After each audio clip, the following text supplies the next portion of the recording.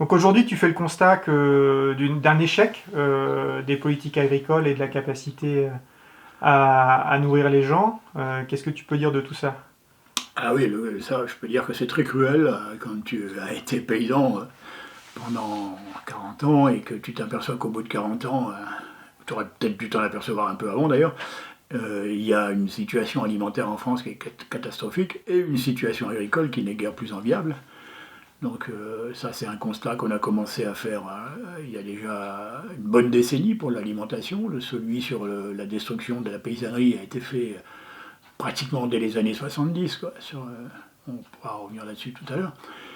Et puis le constat sur l'échec alimentaire, lui, il est plus récent. Il date, pour la plupart des gens, il date des dernières années, et tout particulièrement de l'année écoulée, où la situation sanitaire a montré aux yeux de tous à quel point l'alimentation des Français rendait leur santé défaillante.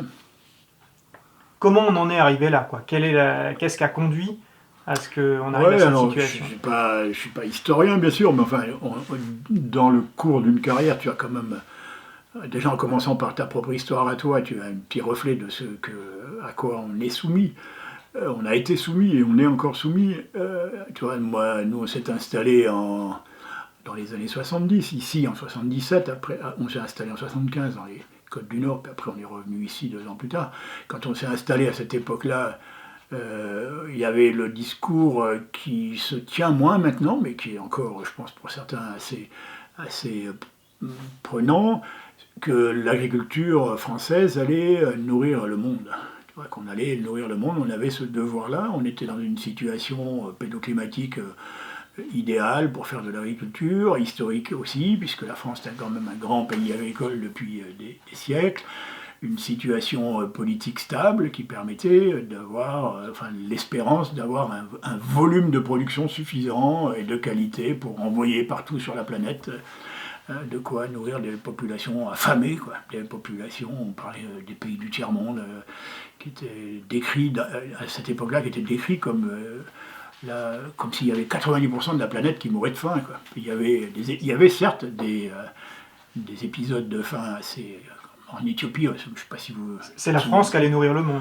Ouais, la France, bien sûr, La la Bretagne, France, peut-être. la Bretagne encore plus. Il y avait aussi la Hollande qui était dans la course, qui est toujours dans la course. Après, il y a toujours le Danemark aussi qui s'est positionné sur des.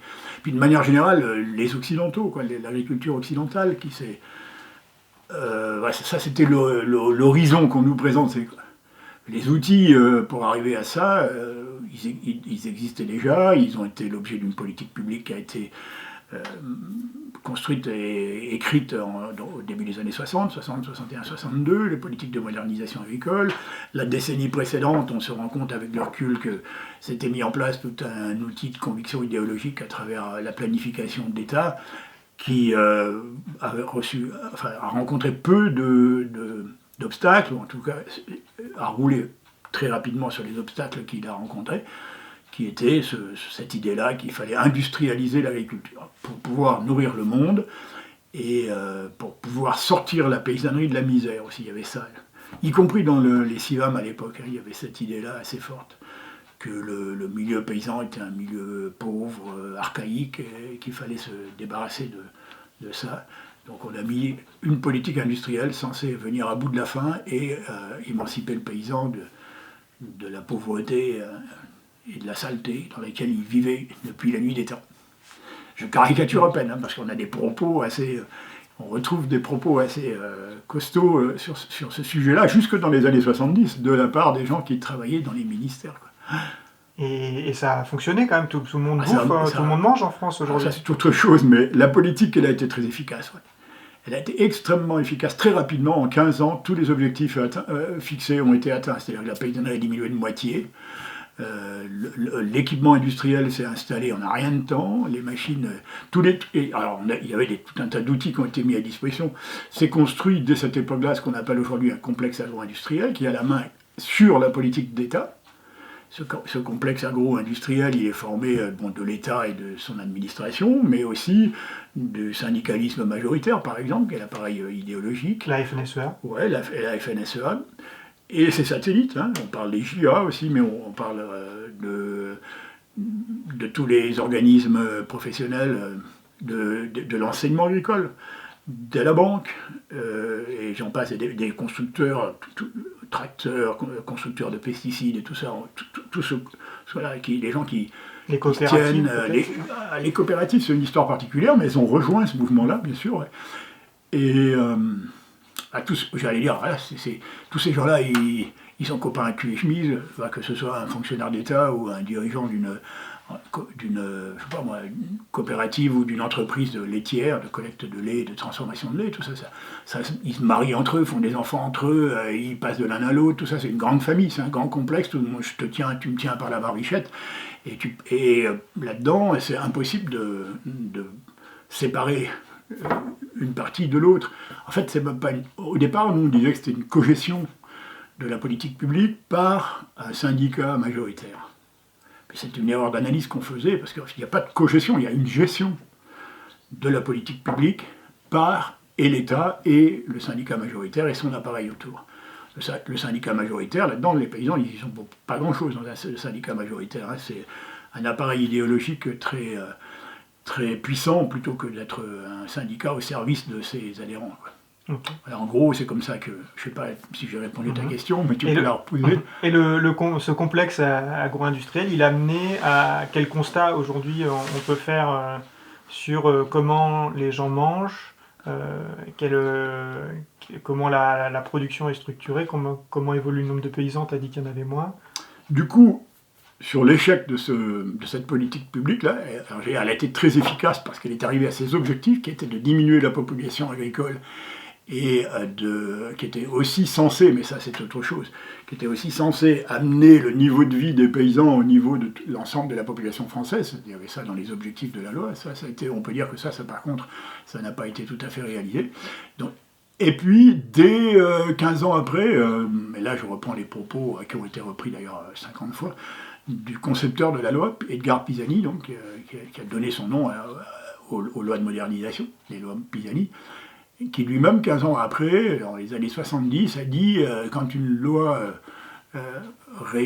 réussit, donc modifie l'environnement pour lequel elle a été créée, modifie l'environnement économique et socio-politique pour lequel cette loi a été créée, quand elle a réussi ses objectifs, on devrait la reprendre, l'environnement a changé, on devrait reprendre cette loi et en refaire d'autres. Quoi. Et là, ça n'a jamais été fait, ce qui fait que cette loi-là, elle est devenue destructrice. Même aux yeux de ceux qui l'ont créée. Moi, je ne partage même plus aujourd'hui les objectifs de ce moment-là, mais même si tu partageais ces objectifs-là, il aurait fallu modifier la loi, quoi, parce que l'environnement a complètement changé. Et qu'est-ce qu'elle a détruit, du coup ? Elle a détruit la paysannerie immédiatement. Tu vois, dès les années 80, ici, quand on est venu s'installer ici en 70, il y avait 14 ou 15 fermes dans la commune autour de moi. Aujourd'hui, il en reste 4. Et c'est partout pareil, quoi. C'est partout pareil. Et sur les 4, il y a... On pourrait encore détailler, de l'efficacité de certaines. Quoi. Ça ne va pas s'arranger en plus. On n'est pas en train de remonter la pente, on est encore en train de détruire. On est passé de 1,5 million d'exploitations en l'espace de, je ne sais plus exactement le chiffre, mais de 20 ou 25 ans, on est passé de 1,5 million d'exploitations à 400 000. Et sur ces 400 000, il y a un tiers qui part en retraite dans les années à venir. Donc l'objectif avancé actuellement par les décideurs politiques, il est de 250 000 exploitations agricoles dans les 10 ans qui viennent. Quoi. Donc, voilà, on sera nourri par 250 000 exploitations agricoles. Et mal nourri. Ça, c'est la première des destructions. Quoi. Mais si elle a détruit la paysannerie, on peut dire que d'un autre côté, elle a amené l'abondance alimentaire. Oui, on va en parler parce que c'est ce qu'on aurait pu espérer, c'est ce que je pense tout le monde a espéré un temps, c'est que, alors évidemment, leur objectif n'était pas de détruire la paysannerie, personne n'a imaginé qu'ils allaient détruire la paysannerie, enfin, il y en a qui l'imaginaient, mais personne ne l'a écrit en tout cas. Mais l'objectif c'était d'apporter l'abondance, ça c'était, il y a une situation de pénurie alimentaire, on te raconte l'histoire comme quoi après-guerre il y avait... pénurie alimentaire en France et partout en Europe. C'est une histoire. Il faudrait vérifier tout ça, parce que très vite, voire peut-être 3-4 ans après la fin de la guerre, déjà, Avant même qu'on commence réellement à industrialiser l'agriculture, on a commencé à exporter du blé, par exemple. Donc il y a quand même des nuances à apporter sur le fait qu'il y a eu une pénurie alimentaire très grande, mais bon, on te raconte l'histoire, il y a une pénurie. Quel est le meilleur moyen de rompre une pénurie que l'abondance?